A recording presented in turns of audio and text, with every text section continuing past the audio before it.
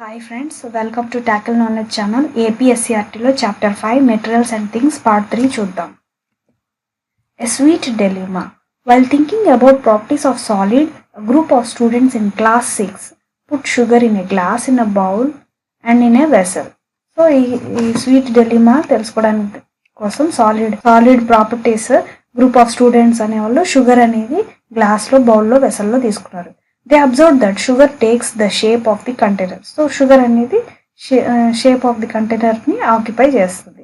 Since they know that liquids takes the shape of the container, they concluded the sugar is a liquid. So sugar అనేది container యొక్క space ని occupy చేస్తుంది కాబట్టి sugar ని liquid గా consider చేశారు.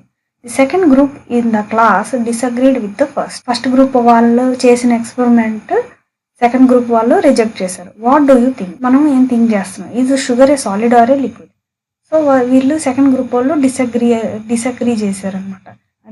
అది లిక్విడ్ కాదు సాలిడ్ అని.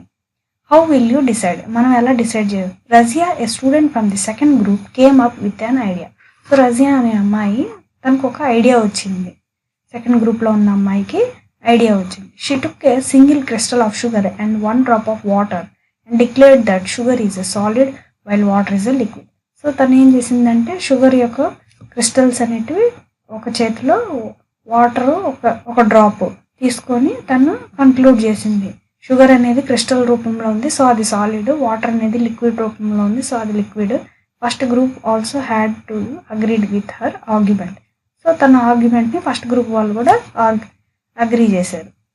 What must she have argued using only 1 crystal of sugar and 1 drop of water. So ఒక క్రిస్టల్తో ఒక డ్రాప్ ఆఫ్ వాటర్తో ఏం కన్సిడర్ చేసింది, ఎలా అమ్మాయి ఆర్గ్యూ అనేది క్వాలిఫై అయింది అనేసి వాళ్ళు ఆలోచిస్తున్నారు.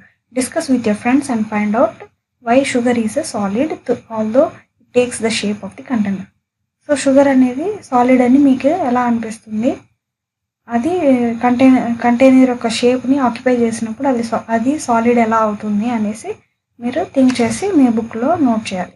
Is common salt a solid or a liquid? So common salt అనే సాలిడా లిక్విడా అది కూడా నోట్ చేయాలి. The word candle is derived from the Latin word candere meaning to shine. So candere అనే లాటిన్ వర్డ్ నుంచి క్యాండిల్ అనేది వచ్చింది, మీనింగ్ షైన్ అనమాట. Shine. For which object is your predictions wrong? Why? So మన ప్రెడిక్షన్స్కి ఏ object అనేది wrong, ఎందుకు? Now add a lot of salt to the water in the beaker. Salt తీసుకొని బీకర్లో ఉన్న వాటర్లో యాడ్ చేయాలి సాల్ట్ని. Try this same activity with water which is excessively salty. So ఈ యాక్టివిటీ అనేది ఎక్సెస్ సాల్ట్ వేసి ట్రై చేయాలి. What do you observe? మనం ఏం అబ్జర్వ్ చేస్తాం? Do you get the same result discussed? So same results అనేటివి వస్తాయా అని అడుగుతున్నాడు. Activity 8. Do iron object float? So iron object అనేది ఫ్లోట్ అవుతుందా వాటర్లో అని అడుగు. Take some water in a wide mouthed bowl. So water wide mouthed బౌల్లోకి తీసుకొని put an iron nail in it. So దాంట్లో ఐరన్ నెయిల్ వేయాలి. What do you observe? మనం ఏం అబ్జర్వ్ చేస్తాం? Put an empty iron tin in that bowl. So iron tin అనేది ఆ బౌల్లో వేయాలి. What do you observe? మనం ఏం అబ్జర్వ్ చేస్తాం? Also try to observe whether a wooden piece floats on water. So wooden piece కూడా float అవుతుందా లేదా వాటర్లో చూడాలి. What happens when a wooden bowl is dipped in water? So wooden కూడా బౌల్లో వాటర్లో ఉన్న బౌల్లో వేస్తే ఏమవుతుంది? What do you conclude from this activity? So activity వల్ల ఏం కన్క్లూడ్ అవుతుంది? Some materials in one shape will sink in water but float on water when they are in other shape. So కొన్ని మెటీరియల్స్ అనేటివి ఒక shape ఉంటే అవి sync అవుతాయి, కొన్ని ఫ్లోట్ అవుతాయి అన్నమాట. వాటి యొక్క షేప్ మీద డిపెండ్ అయి ఉంటుంది. The materials that can sink can be made to float. So ఏదైతే మెటీరియల్ సింక్ అవుతుందో, ఇప్పుడు మనం ఐరన్ చూసాం, ఐరన్ అనేది సింక్ అయింది. వుడ్ పీస్ వచ్చేసి ఫ్లోట్ అవుతుంది. ఎందుకు? ఐరన్ అనేది వెయిట్ ఎక్కువ ఉంది, వుడ్ అనేది light weight. But all the materials that flow cannot be made it to sink. So కొన్ని మెటీరియల్స్ ఏవైతే ఫ్లోట్ అయితే వాటిని సింక్ చేయలేము మనం. You can't make candles without this ingredients. The wax beeswax has many desirable benefits including its natural sweet smell and its smokeless.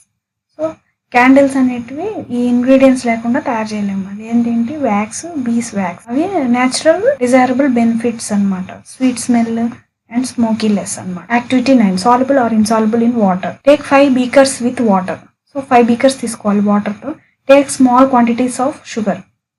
So కొద్దిగా sugar తీసుకోవాలి, salt తీసుకోవాలి, chalk powder తీసుకోవాలి, శాండ్ తీసుకోవాలి, సాడస్ట్ తీసుకోవాలి. Add each material to separate beakers and stir.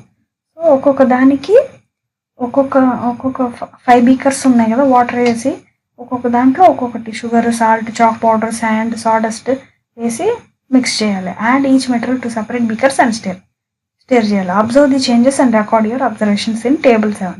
So ఈ చేంజెస్ని observe చేయమంటున్నారు. So ఇక్కడ చూపించి ఇక్కడ టేబుల్ ఇచ్చున్నారు. మెటీరియల్స్ యాడెడ్, డిజాల్వ్డ్, ఎస్ అన్నాం. సో షుగర్ వాటర్లో డిజాల్వ్ అవుతుంది, సాల్ట్ వాటర్లో డిజాల్వ్ అవుతుంది, శాండ్ వాటర్లో డిజాల్వ్ అవ్వదు, సాడస్ట్ ఇది కూడా డిజాల్వ్ అవ్వదు, చాక్ పౌడర్ ఇది కూడా డిజాల్వ్ అవ్వదు. Observe that certain materials dissolve when mixed with water. So కొన్ని మెటీరియల్స్ అనేటివి వాటర్లో మిక్స్ అవుతున్నాయి. These substance are set to be soluble in water. So వాటిని సాల్యుబుల్ సబ్స్టెన్స్ అని అంటున్నాం. The materials that do not dissolve are set to be insoluble. So ఏవైతే వాటర్లో dissolve అవ్వవో అవి insoluble substances. Repeat the activity with different liquids like vinegar, lemon juice, coconut and kerosene and add them to water. So same యాక్టివిటీని vinegar, lemon juice, coconut oil and kerosene ఏదైతే వాటర్లో dissolve అవుతుందో, ఏవైతే వాటర్లో dissolve అవ్వదో అవి మనం ఈ activity చేసి చూడాలి. What do you observe? Discuss with your friends. So మీరు ఏం అబ్జర్వ్ చేస్తారు అవి మీ ఫ్రెండ్స్తో డిస్కస్ చేయండి. Green light passes through a transparent object, the emerging light is green. So ఎప్పుడైతే గ్రీన్ లైట్ అనేది ట్రాన్స్పరెంట్ ఆబ్జెక్ట్ నుంచి పాస్ అవుతుందో ఎమర్జింగ్ లైట్ కూడా గ్రీన్గానే ఉంటుంది. Similarly if red light passes through a transparent object, the emergence light is red. So red light కనుక transparent object నుంచి pass అయితే అది రెడ్గానే ఎమర్జ్ అవుతుంది. What we have learned. So ఈ చాప్టర్లో మనము పూర్తిగా ఏం నేర్చుకున్నాం?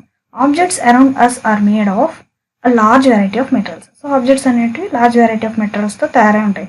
Based on their properties we use different materials for different purposes. So వాటి యొక్క ప్రాపర్టీస్ బేస్ చేసుకుని డిఫరెంట్ మెటీరియల్స్ అనేటివి డిఫరెంట్ పర్పస్కి యూస్ చేస్తాం. Some materials such as glass are transparent, some materials such as wood are opaque and materials like oily papers are translucent. So కొన్ని materials అనేటివి glasses transparent ఉన్నాయి, opaque ఉన్నాయి and translucent ఉన్నాయి. Materials can exist in 3 important states as solid, liquid and gases. So materials అనేటివి 3 స్టేట్స్లో ఉంటాయి. అవి solid, liquid, gases. Some materials sink in water and some metals can float on water.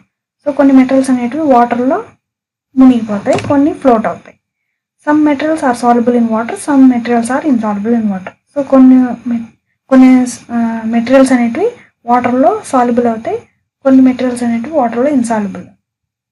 Materials are grouped together on the basis of similarities and differences in their properties.